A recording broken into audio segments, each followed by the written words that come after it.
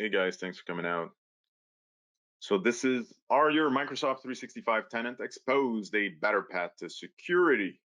A Sherweb webinar about the security of Microsoft 365 and our new MDR offer called Office Protect Alliance. With me today, many very interesting people. It's fun because I usually do my webinars all by my lonesome, and today will be much better because it won't be my voice for an hour straight. So we have James Sawyer, one of our subject matter experts when it comes to security products. Hi, James. Hello, happy to be here. And, and we have Michel Marlot, the head of sales for all MSP services at Sherweb. Hi, Hi, Michel. folks. Hi, folks. Really jazzed about being here. Good. Me too. So I want to thank everybody first thing for attending and being here. I hope you'll have a good time.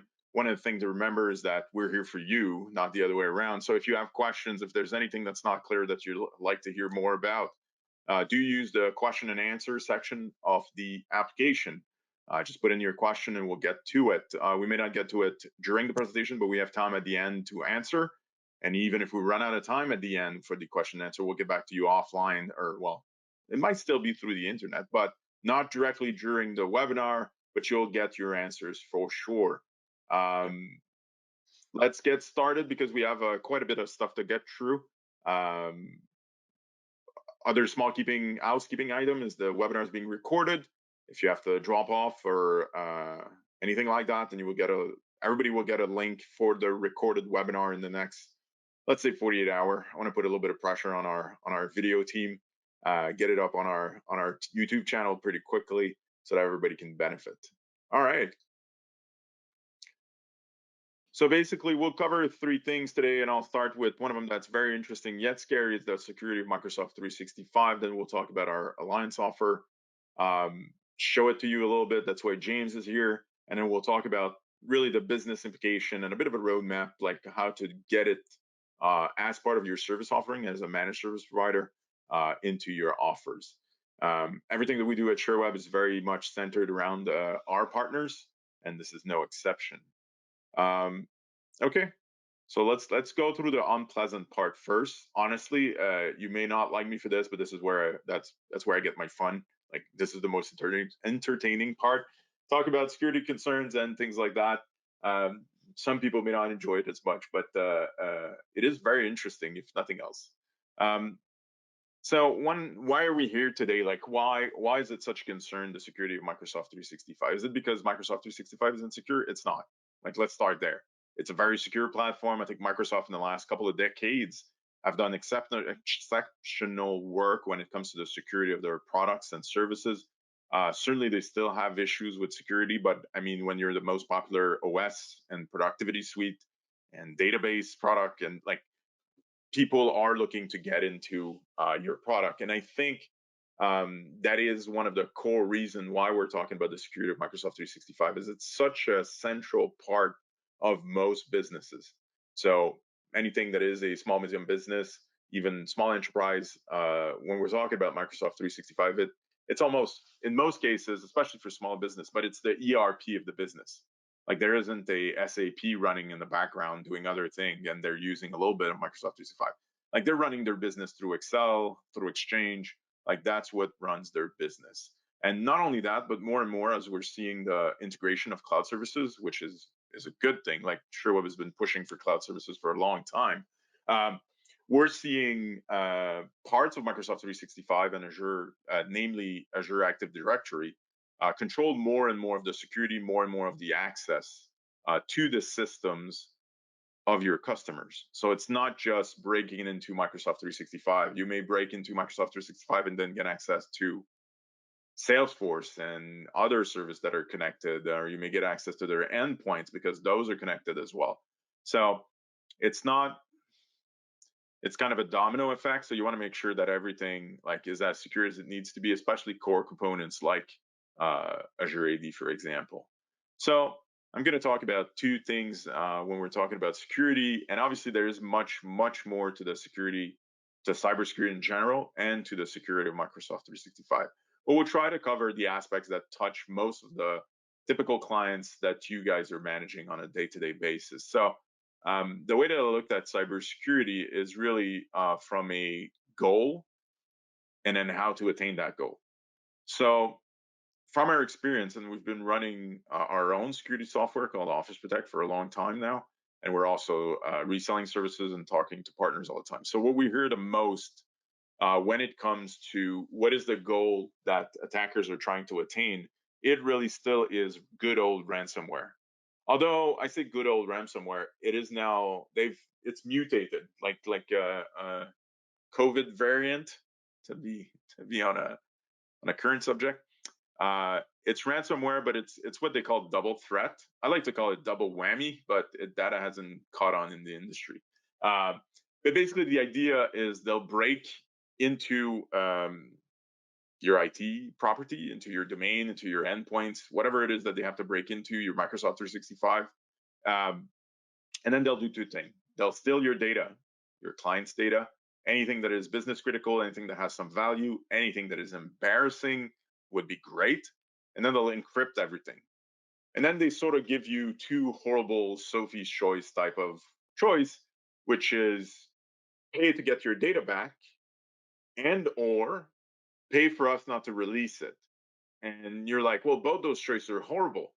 That's right. Like, so they're like, if you have good working backup, it doesn't even matter because then they will threaten you with that the blackmail. Basically, it's called blackmail ransomware. They will threaten you to release your stuff and affect your value or embarrass you or anything like that. We even see it on a personal level. There's So people at there's a home really get good an email example saying, of "Hey, I that. have access to your stuff." Sorry, James.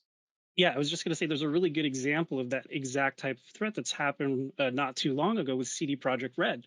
Yeah, Somebody accessed their data, they pulled it off the server, they encrypted it all, and then they asked them to pay, and then pay to not have them release it, and they refused to pay for it, and their source code ended up getting released online. So yeah. For the that's people that where didn't quite catch that or are not aware of the situation, the thing was it was a game developer called Project Red, and they are the ones that developed, for example, Cyberpunk 2077, um, Yep. which was a huge like a triple A title, hundreds of millions invested in the development. And towards the end, they got broken into. They stole all the source code, and then they had exactly the situation. That's a great example, James. They had exactly the situation I was referring to. So your clients may not have $100 million game that they're releasing soon, or maybe they do. If they do, let us know. Like I'm very interested.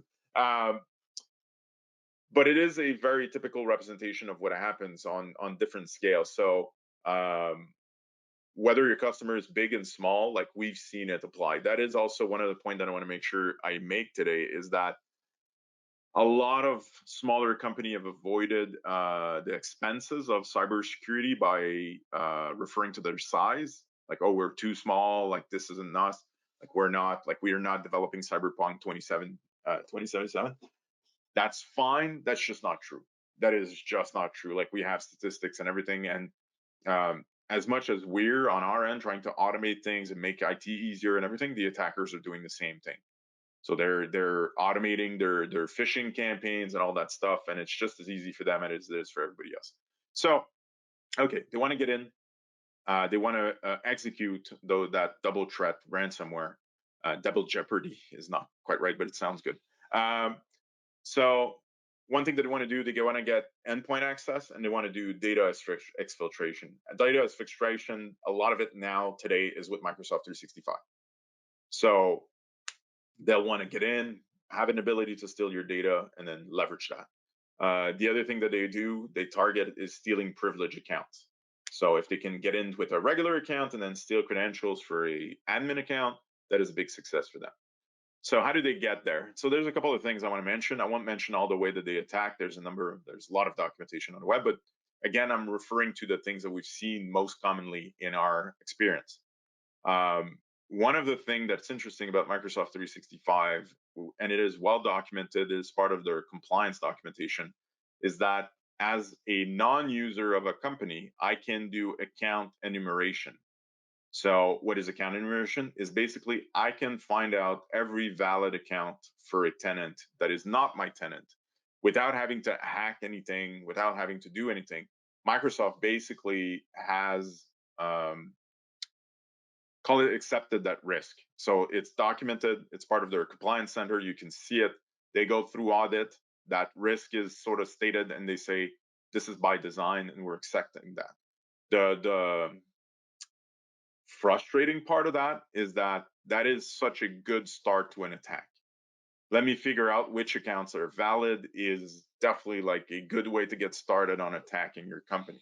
So certainly, we live in a world where you can't reduce risk to zero, and that um, if anybody's trying to sell your product and they say this will bring you to zero risk, run. They're not a honest person that you want to deal with. Like, the idea is to reduce risk, to increase awareness, and to make sure that you're protecting everything that you have to protect to the level that it's worth. Certainly, the defense that you'll put on your $100 million game, for example, is not the same as the garage on the corner that has this is billing, let's say, in the system. But it has to be done in a conscious and aware way. Like, you have to be aware of what it is, accept the risk that you want to accept, put the security in place that you want to put it. So I mentioned account enumeration. That's an important one. It's a good way to get started. Then the most common ones that we're seeing. Let me start with the one that everybody knows, and then I'll go to slightly more interesting and scary. Phishing. So phishing still number one vector of attack. I send you an email, specially crafted, and it basically asks you to do something that seems legitimate, but will cause you to give away access to, let's say, your Microsoft 365 account. And there's a bit of an interesting effect that we're seeing where, as more and more companies are taking positive action with security, users are becoming more accustomed to getting email that say, hey, we're doing a new things for security. And that's the most common phishing attack that we've seen for Microsoft 365 is like, there's a new spam filter or something to protect you, or your account was broken into and now you need to do something. And that's sort of perverse way that they're doing to get access to your account. I won't get into it much today, but even MFA is not the magical solution that it was sold as. I've literally seen demos of man in the middle attack. So, what is a man in the middle attack? You basically send a phishing email to somebody and you send them to a site of your control to put in their Microsoft 365 credentials. And as they do that, you call Microsoft and you say, hey, this person is trying to log in. And it's going to say, hey, they need MFA. They need multi-factor authentication. They need to put in some code from their phone or whatever it is that you use. And then you pass that on to the client, and then they put in their code, and you pass that back to Microsoft.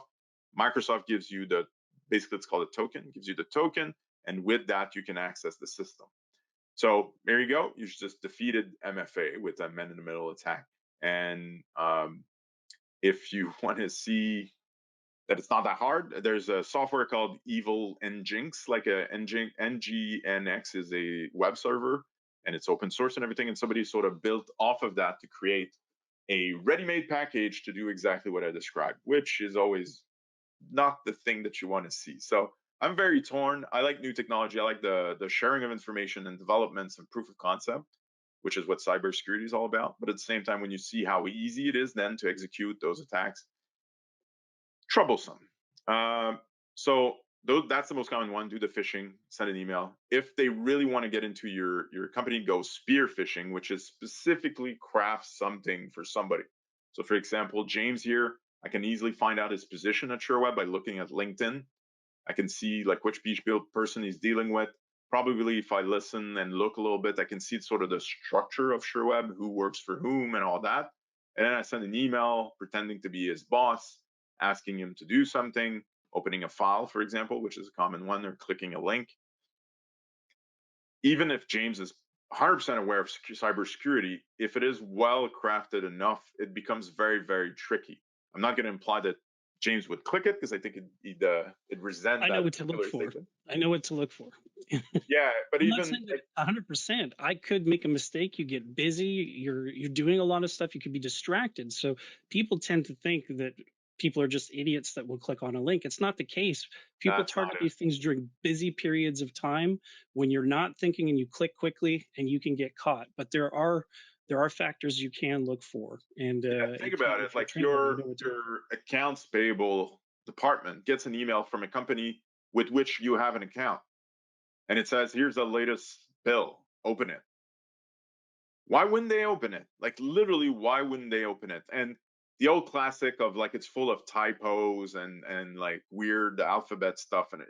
That's just not true anymore. So that is certainly the most common one that we're seeing. So just to keep scaring you a little bit, the next two are similar things. So it used to be that the way to get into an account is you would use that account and then send a million passwords until you found the right one.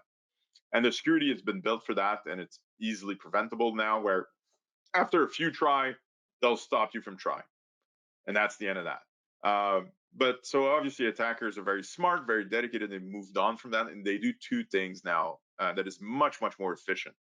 One is called password spraying. So what they'll do is they'll have a very short list of passwords. Usually, what they'll take is the most common ones, and those are pretty well known. And then they'll try just a few passwords on each account, or maybe even just one password, but they'll go through a whole bunch of accounts. So let's say your company that you're managing is 1,000 employees. I'm going to try the same password on 1,000 employees. And that is a lot harder to detect because, well, one person putting in one wrong password is nothing. So the system are evolving to prevent that, but that is a very, very common one. One thing that they'll do to make it harder to detect is they'll use a whole bunch of either virtual machines or compromised PCs, and they'll send those requests from a whole bunch of different IPs. So it's not just one IP trying a whole bunch of accounts. So again, that makes it harder to detect. And the other thing that they'll do, which is those are the worst attackers, as in they're the best attackers, is they'll be patient. Try a few passwords, try a few accounts, wait an hour. Try a few accounts, wait an hour. How do you detect that when you have 1,000 employees that are logging in all the time? Like there's a level of noise that makes it very, very hard to detect like a particular attack. If the people are taking their time and they really want to get into your enterprise, that will be a problem. All right, let me move on. I'm taking a little bit of time, but I get excited talking about this. Last one is credential stuffing. I think that's the one we're seeing the biggest increase in. It's going to be the most popular one, I'm sure, pretty soon. So basically you've seen all the announcements, sorry, of breaches and data and login and password being stolen and everything. It's never, I don't think it has ever been for Microsoft 365 specifically.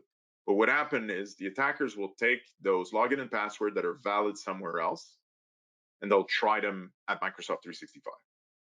So I'm a member of some Yamaha site for motorcycle that doesn't have the security that Microsoft 365 has. That gets broken into because they use some software that has a security vulnerability, whatever reason. They steal all the combinations of email and password that people are using. They don't want to get into the Yamaha, like they don't care what type of oil I put into it. But they take all those that information, all those accounts, and then they try them on a critical system like Microsoft 365. And then you have to ask yourself the question, what are the odds that none of your users use the same password somewhere else? Because the attackers have the easy job, right? They only need one account to be a problem. You need to secure all account. That's the symmetric portion of cybersecurity. So you need to secure all account. They need to find one that is problematic. And again, can you tell me with a level of confidence that none of your users use the same password somewhere else? Somebody in the chat, if you want to chime in and say, nope, guarantee it, none of my users would ever do that. I'd be very, very shocked.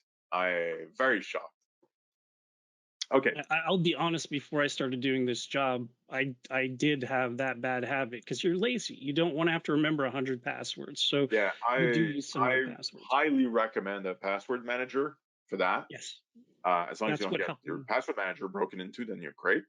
The other trick, if you're, I don't know, averse to password manager, is the one that I've used a long time. Is you make a standard for your password, but it changes depending on which site or system it is. So there's part of it that's the same, but a lot of it changes. There has to be a fair amount of it that changes.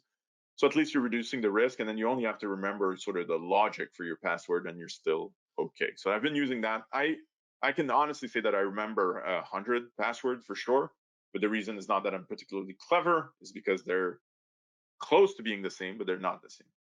And since people that usually hack don't see your actual password, they'll have the hash. While one hash and another hash from a two password that are almost the same are completely different. So it's very hard to come up with whatever logic I use to do my password.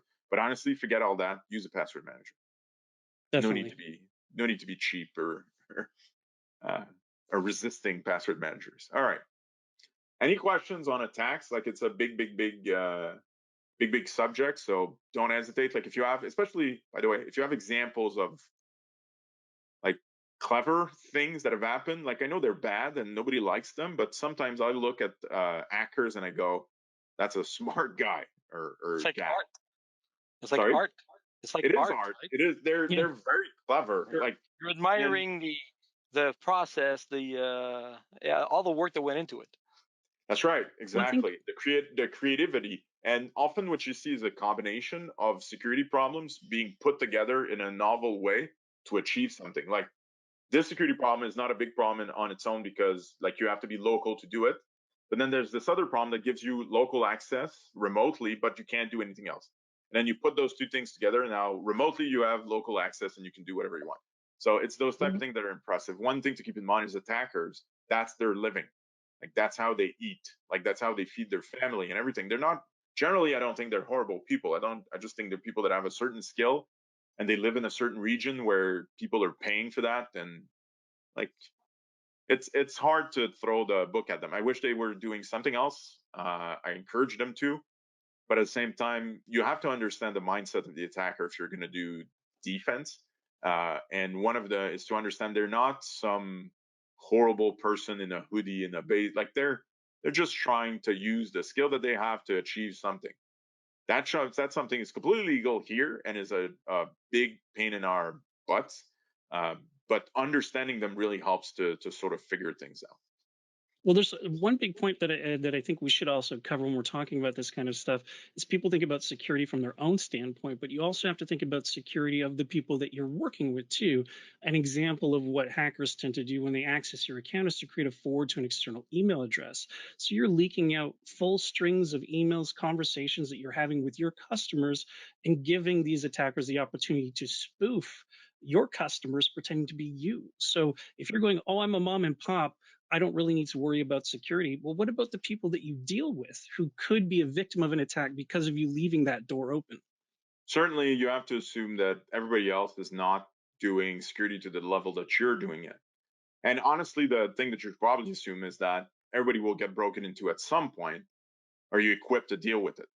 Like, how well will you deal with your next security issue, and how much damage, like how damageable will it be? And that all comes like it's not just prevention. Prevention is a big part of it. You hope to prevent everything, but realistically, like I have the gray hair to prove it. I've seen enough. Everybody eventually gets a security issue. Like that's yeah, Michelle can attest to that as well. Uh, Everybody will get a security issue at some point. Like, will you react quickly? Will it be the end of your client? Like, will it be the end of your business? Those are legitimate questions. All right, enough fear mongering. Honestly, like I honestly find it a very exciting. Like, and we have to think about those things because, like I said, there's people whose whole life is figuring out how to get in. So there has to be people whose whole life is figuring out how to prevent it. Like otherwise, it doesn't work. Um, okay, let's talk about some of the solutions. Again, I can't promise you perfect security. Nobody can. The idea is to put stuff in place that makes sense for you and brings real security, real improvement to your security. We've launched Office Protect a couple of years ago, and I want to talk about where it is at today and a little bit of what we're doing additionally, namely a product called Office Protect Alliance. So the idea with Office Protect Alliance and Office Protect as a whole is that we now offer a complete service for helping to configure, but also detecting and monitoring on Microsoft 365 security. It makes sense for us to start there, and I'll talk about our roadmap in just a little bit. But we're experts in Microsoft 365. We're experts in MSPs. We're experts in cloud services. Like this is our wheelhouse. Like it makes sense. Like we belong here. We've hired cybersecurity experts, and I've put them to task here to make sure the service fits for our clients and what we want to offer them. So basically, this graphic, which goes in a circle because we ran out of place mostly, um, shows a little bit of the flow. And basically, the idea is Office Protect, the software is in place. Office Protect Core, I should call it by its proper name, is an initial assessment. There's improvement of your cybersecurity configuration for Microsoft 365. There's so much in Microsoft 365 that you can do. Most people are not aware of everything. We try to help. We try to give best practice recommendations. We make it easy to change those settings and keep them the way that you want them. After that, we hook into every source of as many sources of information as possible from Microsoft 365 to know what's going on with your tenant. We get the alerts. It's a torrent of data. It's a lot and lots of information that comes in. It is kind of well represented here by the size of this and as it goes down through the process. But the idea is we get everything that we can get our hands on, we get our hands on and we look at it. The system itself will do the monitoring as well. Like there's automated checks and things 24/7 for sure. And then we have staff now. We have a team of dedicated experts that will look at each and every alert. Like that's the promise. That's that's what the service is every alert that comes in from Office Protect about your Microsoft 365 tenants will be looked at and will be addressed by the system and by the analysts that are in place. Most of the time, we'll do our analysis, we'll document everything, put it into the system, but not bother you with it. Like that's the one of the keys. You're left alone. Like when there's nothing to bother you with, you're not bothered. When there is something to bother you with, you get all the details. You get actionable recommendations. The idea is thousands or tens of thousands of log entry turned into very few, if any, distractions. Like that's the key. This last part is important. You retain the ownership of the client relationship. So we give you the information, you know what to do, everything. You have to get guidance and analysis and the support of a cybersecurity team, basically. But you take action with your customer. We'll take limited action. I'll talk about that in a second. But the relationship remain yours. And I think that's an important part of when I said our product is built for managed service provider. That's what I mean. Okay, let's do a specific. Whoa, hold on. Couple too many clicks. Go back. All right. Is that good? Good. Yeah. Technology is hard. I don't know technology. So let's do a specific case. I changed, like it's based on a true story, but I changed a few of the details because, well, privacy is also an important part of cybersecurity services. So I'm not going to reveal anything too specific, but it's a specific case that happened and that we had to deal with. So the context is fairly simple. It's a medium US-based partner that we have an MSP, traditional MSP, longtime Sherweb partner, new to Office Protect Alliance. The client that was involved in this is a small research firm, about 85 employees, based in Florida, no international presence. So what happened? So around 11:30 p.m., we got an event, and that event was in an access from an unauthorized country, namely Nigeria. Nothing against Nigeria, but they do come up once in a while in our That security. prince, man. That prince is always get his hands in things. That's right. They need a lot of help with money transfers and things like that. Like, what can you do? So what did we do? The first thing that we do is what I was talking about is we did the analysis. So the analysis basically started with validating with the baseline of the customer. So every customer, we have a baseline and we know things. So for example, we know their operating hours, we know their office locations, we know what their certain sensitive accounts are, global admin, the CEO, things like that. Like we have all that information. And we know your configuration. So do you have MFA, things like that. In this specific case, and we know it was outside business hours. We knew it was not one of their office locations, so they're not based in Nigeria in any way, shape, or form. It was not a sensitive account, so that's good. And it didn't have MFA, so that's bad. We did further analysis, obviously, so we dig through the other events. So we dig both through the other Office Protect events and we dig through the Microsoft 365 logs through systems that we have. So everything that I say is either done by somebody or done by the system itself. It's a mix of both. That's the magic. And we identified that there was a forwarding rule that was created in their Exchange account. So James, you were dead on. That's a very common one. And the other thing that we identified is nothing else was done yet. So we got on this pretty quickly. That's good. That's why we're here. It was 11:30 at night. Would you have been there to do this? Like, would you have noticed it? Would you have taken action? How long would the attacker would have been able to just sit there and do whatever they want before you realized it? And that is another key part of the product. So what did we do? We document everything. That's always the first thing. Everything that we do is documented. There's traces of everything. We know who did what. Did we touch anything and everything? And then we did the one remediation that we do, and one may not sound like a lot, but it's a very specific one. We suspended the user. So we didn't delete the user, we didn't kill the user, we just suspended them, removed access. It's 11 a.m. It's 11 p.m. Sorry, your client probably isn't working at that time. Most likely they're not in Nigeria if we go from the context.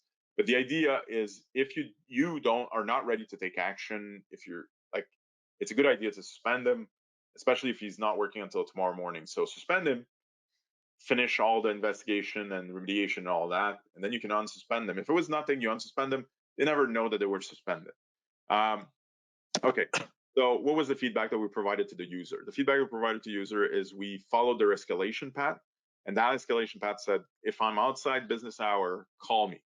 So we called the partner, we communicated the situation. We said the account was suspended, so everything was fine. Told them like the rule that was there and the action that was taken and everything. We showed them the documentation that we had taken. We recommended to reset the password and turn on multi-factor authentication very quickly, and then do a local investigation around like the company to try and figure out like how that account was broken into. The client contacted, so we told them the action were already performed. They started the investigation on their end, and they were able to reactivate the account before business hours. And then so the user that was impacted could get back to work, didn't miss any time, basically. What was identified at the end was that password reuse was the reason for the access. So they had used the exact same login password pair somewhere else. That somewhere else had gone broken into, and then that's how they got access. The other thing was they put together a deployment plan for MFA. So they were like, well, okay, like this is going to happen again. Let's bite the bullet and put in MFA. Actually, MFA doesn't cost anything for Microsoft 365, the basic version of MFA. So there's no real good reason other than it's annoying. It is annoying. Nobody likes MFA, but you get used to it. Okay, if you have any questions about that specific case, you can ask. It's going to be harder to answer. Let me show you quickly what our tooling looks like, but I'll spend like 2 minutes on it because I think tooling is very boring. This is an example of a ticket that came in. There's not a lot of detail in it. I picked it on purpose. Like it's a sign in from authorized country from Ireland. Blanked out the IP address because I didn't want to share that. But basically, you can see like the different things that we check is the Microsoft IP address and everything. And then you can see the findings that we start to document and everything. I know this is small. I did it on purpose, I'll be honest. But it's to give you a sense of the tool that we're leveraging. Just for your information, this is a tool called C2, C2 Atom.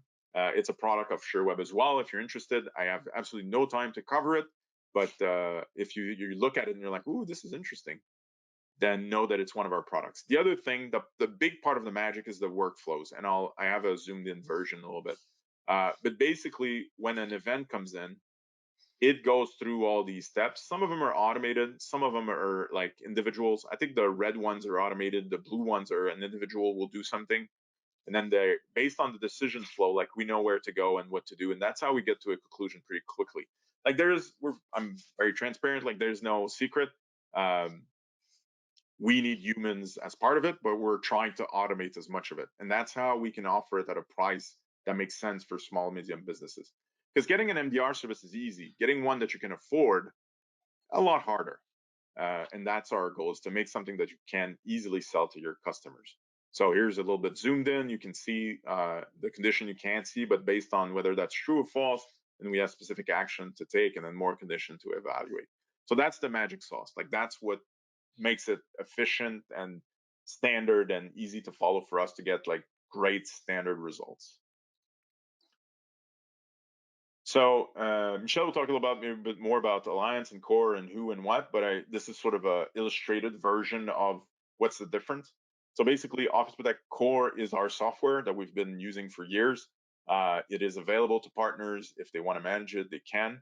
Alliance is the managed detection and response. So the alerts, instead of going to you, they come to us, and we do the first few steps up to like suspending accounts, like I said.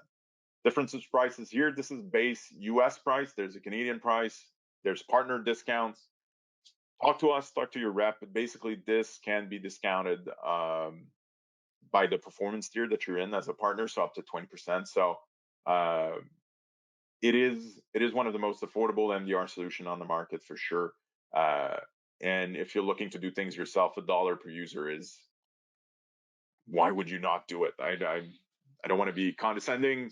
Far from me, I understand there's limitations and everything, but I would look into it certainly. All right. It's A cheaper than a quick cup of word coffee on. nowadays. Sorry, go ahead.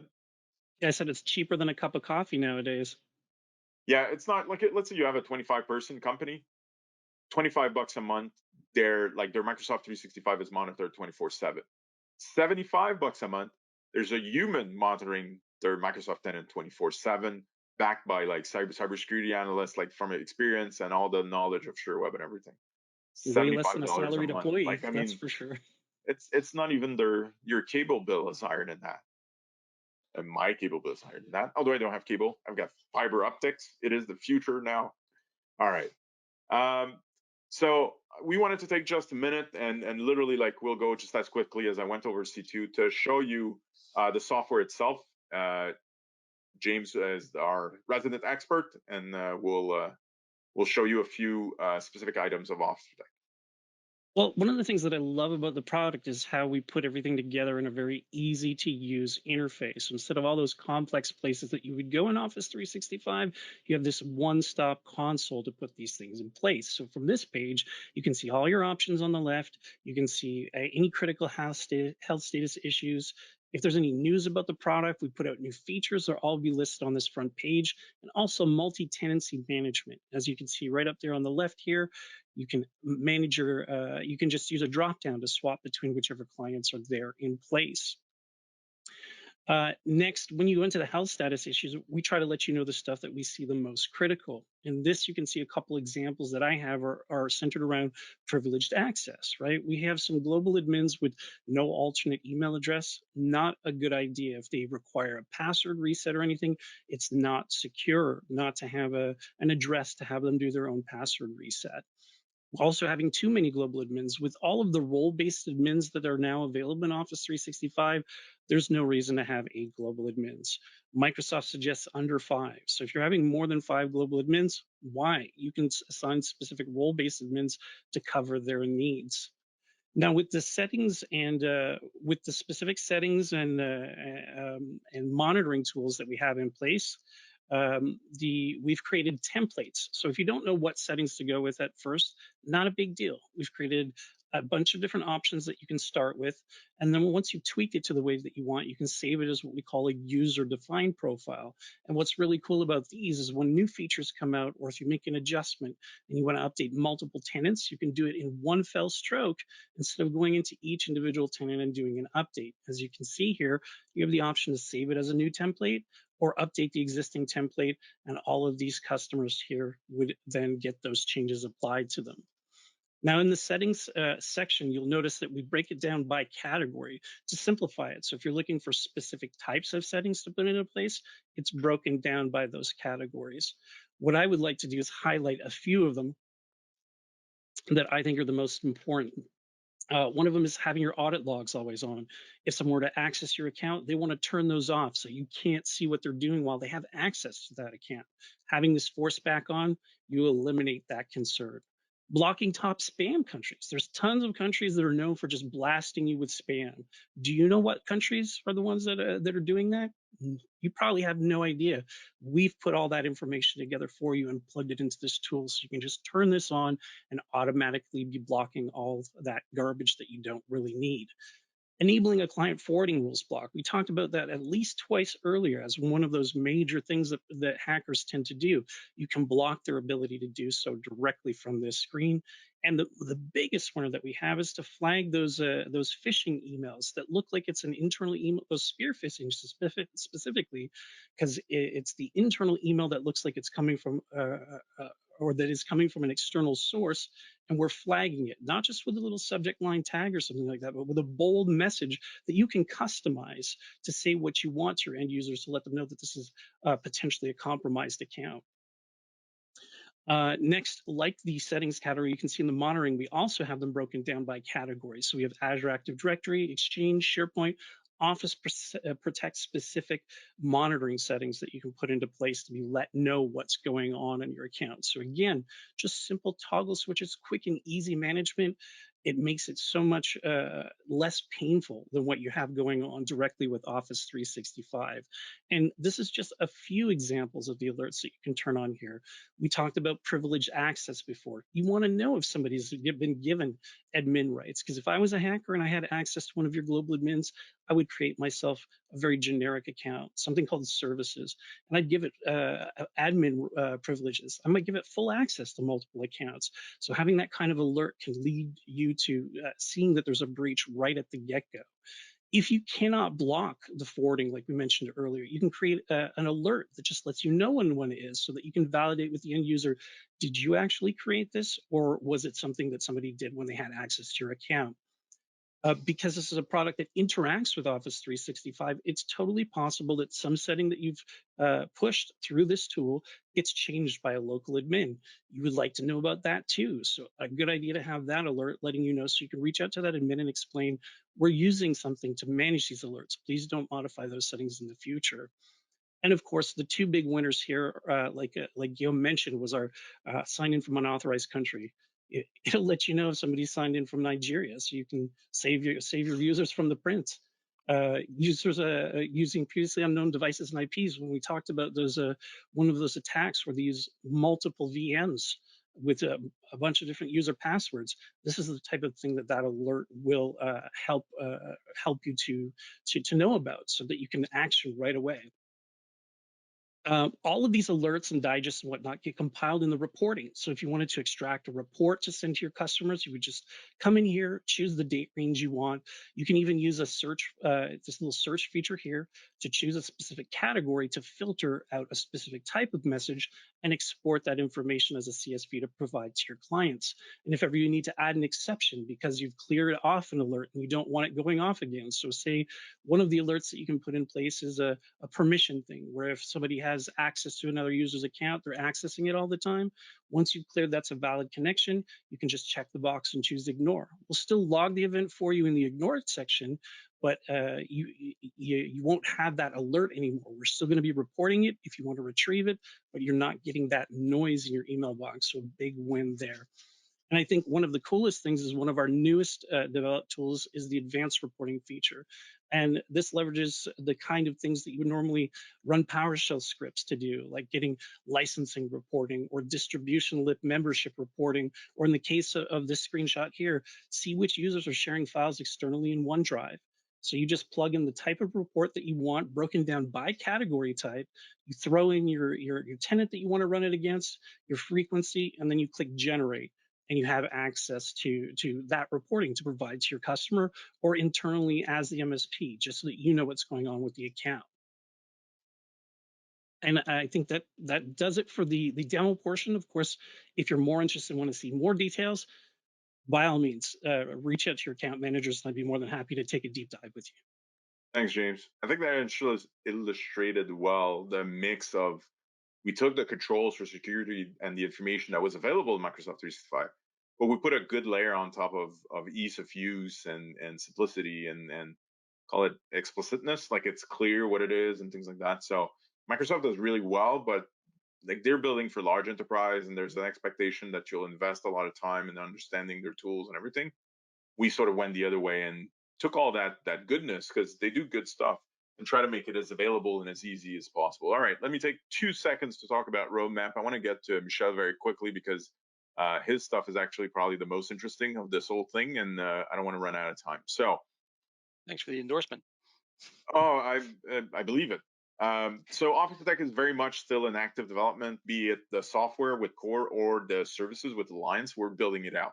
So our idea is to expand our coverage of easy mode. Like I was just talking about that 2 seconds ago. Like we want this to remain easy. Like we're not looking to transfer all the complexity from the Microsoft environment into Office Protect. Like that's not our goal. We never want to get there. If you want to do something very complex, the tools from Microsoft will still work if you use Office Protect. So you can just go there, figure it out.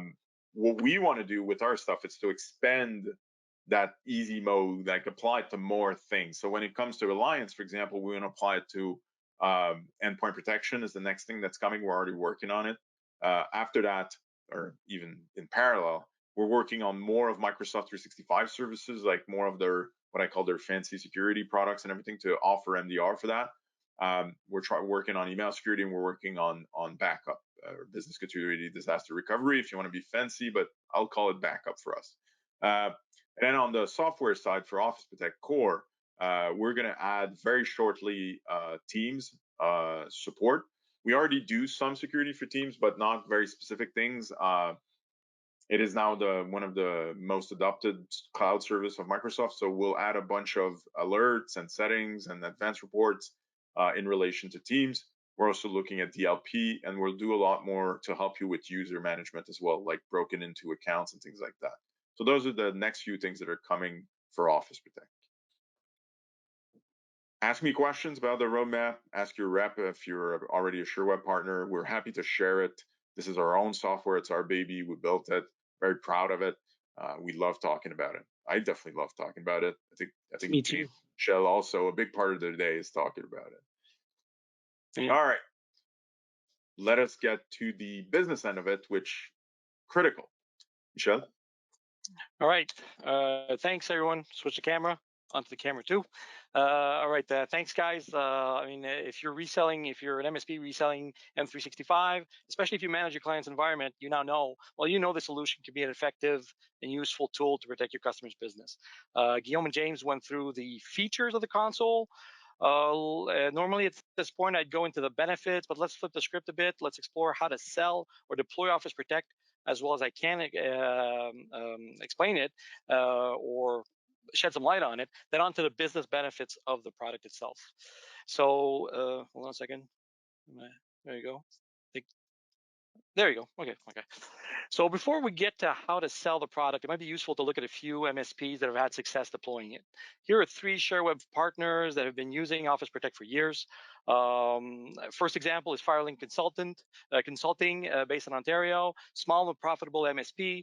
The owner has adopted a scalable model and keeps adding value to his managed service offer.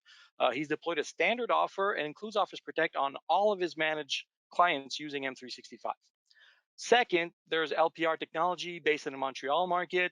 I mean, this MSP has got 12 employees and growing, has adopted a similar approach where he includes Office Protect on almost all of his managed tenants. And lastly, there's MicroH Kingston, a mature MSP in a B market with a very diverse clientele. Their approach is that every managed client must be on board with one of 3 service bundles. The thing is, all of these bundles include Office Protect, right? And listen, these are only a few examples. There's other stories to choose from, as we have many active partners using Office Protect. It's not a new product. It's been out for a long time. But these MSPs, and if you're looking for the common thread, I mean, all these MSPs use various PSAs, RMMs, also have different technology stacks. They operate in different markets and are different sizes and don't cater to any particular verticals, right? So actually, the one common point to all of them is that they have near 100% attachment rate when it comes to Office Protect. Again, I want to emphasize 100%, near 100% attachment rate. There's always a few exceptions, right? So you might be asking how they got there. I mean, how did they sell it? Well, it's actually pretty simple. They don't sell it. They just package it that way. For them, it's more of a tool, a means to an end, right? So let's dive into that next. So let's talk about best practices in packaging an offer. You know what? I wish I could show you the secret recipe, the blueprint to build and easily sell the best managed service package out there. And by the way, would of course include Office Protect.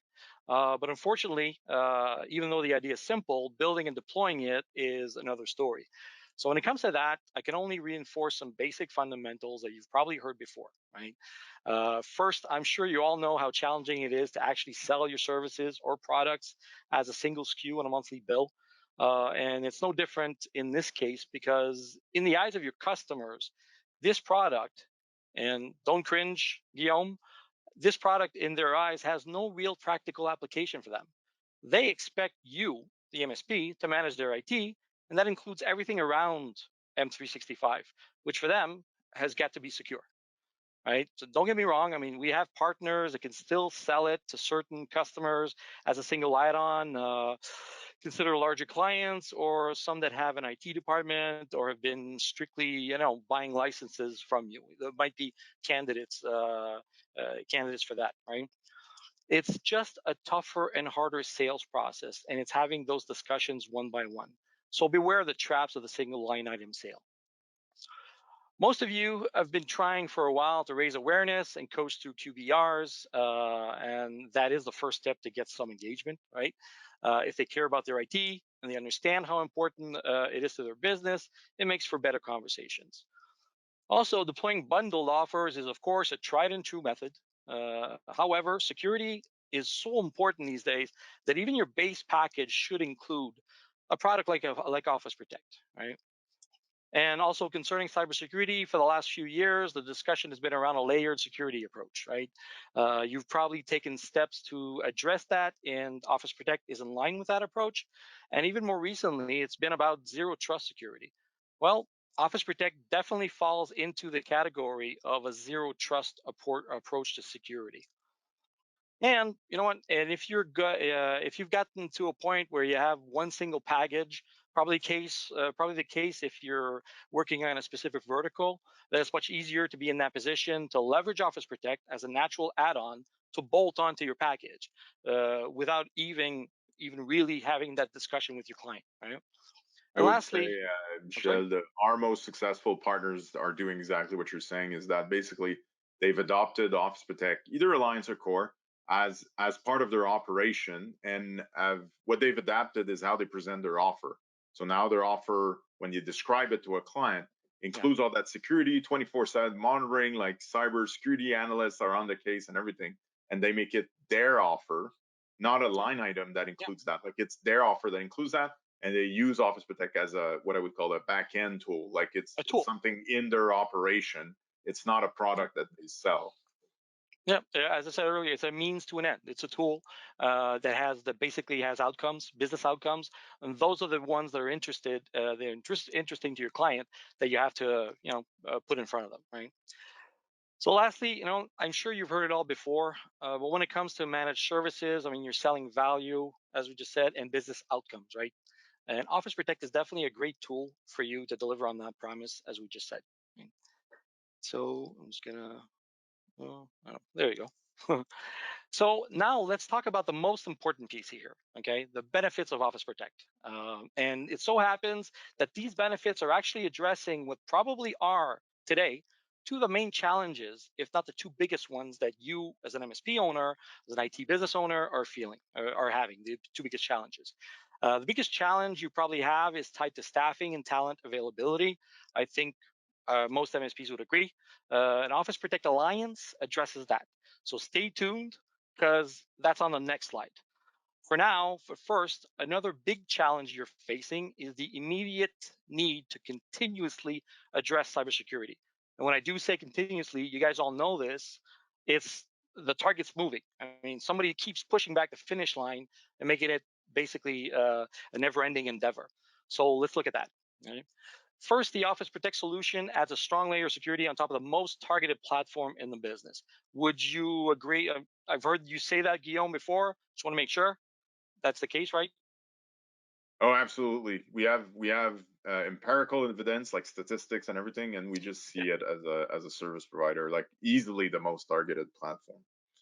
There you go. So with this solution, I mean, you're protecting your client's environment as well as securing, ensuring your business continuity. And at the end of the day, that's normally what you're being paid for as an MSP, right? Second, there's intense competition in the MSP space. Creating differentiation is essential. Adding value to your offer is key to that differentiation. Besides, your clients are aware of cybersecurity risks, right? You've probably been talking to them about it, and but because if you aren't, chances are someone's talking to them, so you have to address it, right? And last, about how about protecting yourself, right? I mean, you can have your clients sign disclaimers, and you might be protected from lawsuits, but a breach would tarnish your reputation and hurt your business. And your business is your livelihood. You have to protect it. You know what? I could have easily gone into like 10 bullet points list of benefits, but I'm sure you recognize the importance of those three simple ones. Now, I just want to take a pause before the next slide as for deploying Office Protect concerning timing. I have some good news for everyone. The previous slide addressed packaging and selling, right? It's more about packaging it. and offering value, right? And if you're in a position to simply include it in your package, you're good to go. You're in a great place, right? But if you're anticipating having that discussion with your clients to address a review of your services, of the services that you offer to them, here are a few opportunities. I'm sure you're all aware, or some of you are probably very well aware, that Microsoft is modifying the price structure, and they're asking MSPs to be on the hook for longer commitments. That just means you'll probably have to address that with your clients in the next few months. So make it a worthwhile discussion. Take the opportunity, review bundles and pricing at the same time, and possibly include enhanced protection. As mentioned earlier, cybersecurity is a constant discussion to have. The bad guys are getting better. We all have to raise our game, right? And lastly, staffing issues are not just in IT. Your clients are aware of that and can understand. So, in order to keep the same level of service with the same staff, or to simply keep the same staff, it might lead to price increase. They're aware of that. They can. I mean, you can have that discussion, and it's actually quite an opportunity to be able to beef up those bundles. Yeah, I actually made a note of what you just said about the program change with Microsoft. Like, I think everybody's aware now of the new commerce experience. Yeah. If you can turn that into an opportunity to add more services and Yep. increase your margins, like not just increasing price, because I know how that goes. Like, if you go to your customer and you say, "Hey, same product's going to cost you more now," uh, No. that's not the most fun you'll have in your day. But if you go to them and you have that conversation about security and you say, "Here's what we're Yeah. do additionally," and now let's talk a little bit about the price. Well, that's a great way to get that pill through. So Exactly. if Office Protect can make a new commerce experience better, like a better experience, Hmm. that's pretty good, Michelle. I didn't think Yeah. of that. That's great. Well, I had that discussion with a partner the other day. He was talking about engaging with his customer, and I said, "Listen, you can actually point to Microsoft and say, hey, you know what, we have to revisit this, and at the same time, like basically, and just turn lemons into lemonade type of thing." Anyways, so listen, all right. I'm really jazzed about this next portion. For me, it's the most. I love this one. This slide. For years now, I've been talking to MSPs about the benefits of considering outsourcing to be able to create some scalability. And as a matter of fact, as MSPs that are outsourced IT departments for your clients, I mean, you've been talking about it also. This is far from outsourcing your knock and help desk, but it does address handing over some specific functions to focus on the big picture and the customer relationship that you have with them. So this slide is about maximizing the usage of your most valuable assets, and at the same time addressing staffing issues, right? So last slide was strictly about Office Protect, the solution. Now let's talk about Office Protect Alliance, the service. And I know I'm pressing for time, but hey, I'm trying to. I'll run through this. Um, First, let's be clear: the Alliance solution is not an upgrade on the core version. The tool itself doesn't change, the features aren't better, and to some extent, it's not a different discussion to have with your client, right? You're still offering that level of security. However, the benefits to your own business can be game changers. The true difference maker comes from having at your disposal a deeper bench to support you and not having to train and manage those resources. Hence the reference to helping alleviate that staffing challenge, right? So here's a few examples. I mean, you can be more consistent in delivering your services and meeting your SLAs. Help reduce the negative impact of noisy clients in two ways: by being proactive, by fixing issues as they are flagged, and by reducing the number of tickets. You're also making sure your staff has more bandwidth to be able to work on onboarding customers at a quicker pace, to spend more time on projects, which are highly valuable, and be able to work on internal efficiency, process, vet solutions, and tools that you can integrate in your stack. I mean, it all translates to making your operational team more scalable by optimizing the usage of your resources. And from a business development perspective, you'll have the opportunity to increase the number of quality touch points, conduct more business reviews that should normally create opportunities and projects. Maybe you could also increase that stickiness by developing a true VCIO process. Bottom line, the net result is to help raise your level of operational efficiency and overall profitability without adding headcount. And that's the key. And at this point, what else? Hold on a second. Yeah. Okay. Okay. Listen. Last piece. I feel it's important to reiterate some of what I mentioned at the top. This is about two versions of the same product, right? Because even though there's a strong case and emphasis here on the alliance service, either one delivers the same outcome for both. Actually, can deliver the same outcome for both you and your client. So if you want to leverage Office Protect, I mean, let's look at a few factors that you might want to consider before choosing between which version is a better fit for your business. Office Protect Core enables you and your team to have a clear picture of the security of your tenants, right? The data is there, but like any good tool, it's about your ability and capacity to act on it. There's little doubt about your ability, but consider these four factors. A slightly bigger team might have more horsepower and flexibility to incorporate Office Protect Core into their business. But then again, if you feel your resources are stretched thin, having a team of experts dedicated strictly to that aspect could be considered. Second, too many MSPs, automation is the key to effectiveness, right? Yes, the alerts can be converted to tickets automatically and be dispatched effectively. But I mean, you also know that there are gray areas. And as Guillaume said earlier, there's no substitute for having human eyes on it. So it's also something to consider. And third, I spoke about reducing noise for your clients earlier, being proactive. That should be the goal of every MSP, is thriving towards that, and Office Protect delivers on that outcome. But it also depends on your ability to remediate. And if your team is busy putting out fires, it's something challenging to be consistent at. It's very challenging to be consistent at it. And the last portion strictly has to do with your pricing. I'm sure you have a commitment with your clients to address security. And if you have a good profit margin built into your offer already, it should be easier to adopt Office Protect Core. But if you want to free up your staff to work on projects which are more profitable than treating alerts, this service could probably help you increase that overall profitability. So listen, all right, folks. I mean, that's all for me. I'll turn it back over to Guillaume. I think that's a good point. Like the any IT experts that I know don't want to do alerts ever. That's one thing I thought about putting in there is like, do your Thanks. staff a favor. Like Yeah, that's You make right. can your you life. can also leverage both products if you have some one or two Sure, users that you don't mind handling, but some larger companies that you can't handle the amount of alerts, you yeah, split the difference. It's per sure. tenant. It's not. It's like the product type, the core or the alliance is per tenant, not per user or not per partner. So you can leverage them both. Yeah, Yeah, very fair absolutely. point. Fair point. Thanks, Michelle, for all that. I think that's an important aspect that sometimes we skip a little bit quickly when we talk about our new products and everything. We get excited, but the important part is how do you make that part of your business in a way that makes sense? Like, because if it doesn't make sense for your business, then it's just a bad product. It doesn't matter technically what it does if you Sure. can't make it part of your operation and the product that you sell in a successful way, profitable way, then it's no good. We're over time already, so Yeah. I want to thank everybody that's still here and everybody that came. We'll take a couple of minutes to. I'll just read some of the questions that were asked and the answers, just so for everybody's awareness and also so it can be on video.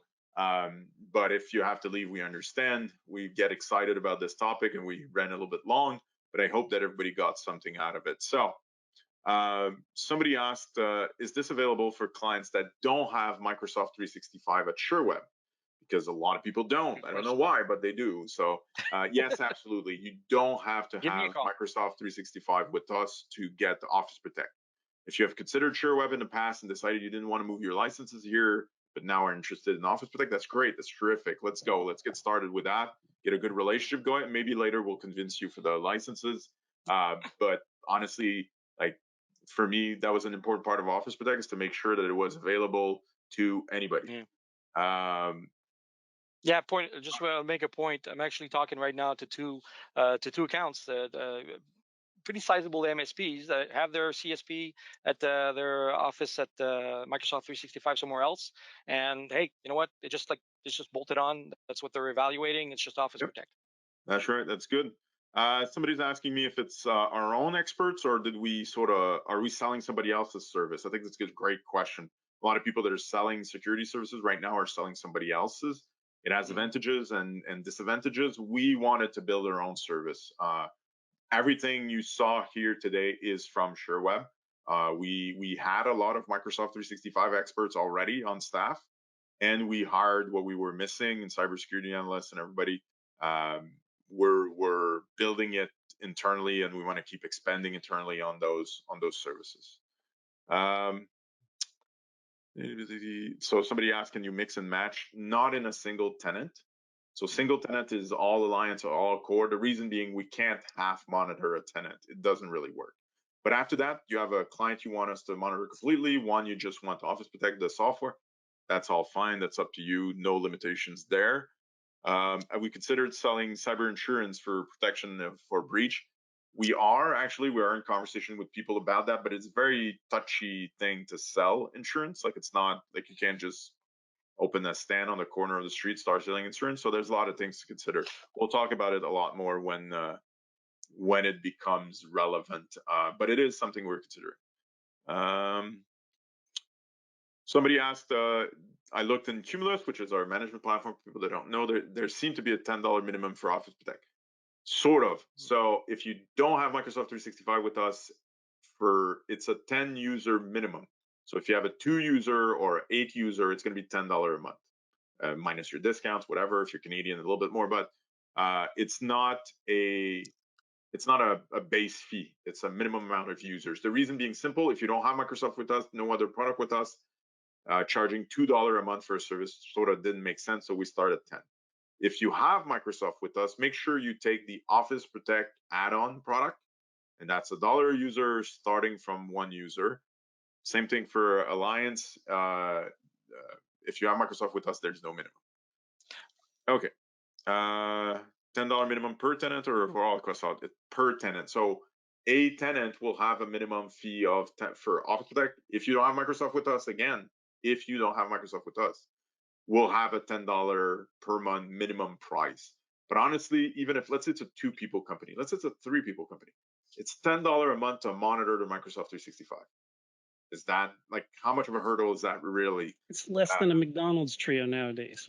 Yeah, but that's it. Look, it's getting it's the difference between, like, I don't know. It's not a lot of money. I understand every dollar counts, and we respect that very much. But to monitor your whole tenant, be it 2 user, 8 user, $10 a month, not like this is the most affordable cybersecurity product there is, pretty much. Okay, so I think we've run long enough. The music is playing. One thing. Go ahead, Michel. Last word for Last Michel. thing, very important. NFR and trial. Oh, that's right. Go ahead. So our NFR program, if you're a partner, if you're not, very easy to become a partner. I think, don't we have another slide with the, yeah, here you go. Our NFR program allows you to try Office Protect for free on your own tenant. So you're an organization, I'm assuming you're using Microsoft 365 as an MSP. You can get Office Protect on that forever for no fee if you're a Microsoft Sherweb partner. Also, if you buy Microsoft 365 with Sherweb, it has Office Protect Core activated on it for 30 days. So you can see the configuration and set the configuration and do some monitoring and everything for 30 days included in the Microsoft 365. It's one of the reasons to move your Microsoft 365 with us. We also have a little bit of an FR for Alliance as well, but it's not free. It's just cheaper. The reason simple is there's people involved, there's time to be put in, like, even if it's your organization, so there's still a little bit of a fee to cover our costs. But talk to us about it. I'm sure we could get something going. So I want to thank everybody for being here. I want to thank James, Michel, but especially everybody that took the time during their day to come hear about this. Talk to us about it. Talk to your partner about it. Become a Sherweb partner if you're not. Don't hesitate if you have any questions. We're very, very happy to talk about this and to offer this to the community. Thank you very much. All right. Thanks, everyone. Have a great day. Bye-bye.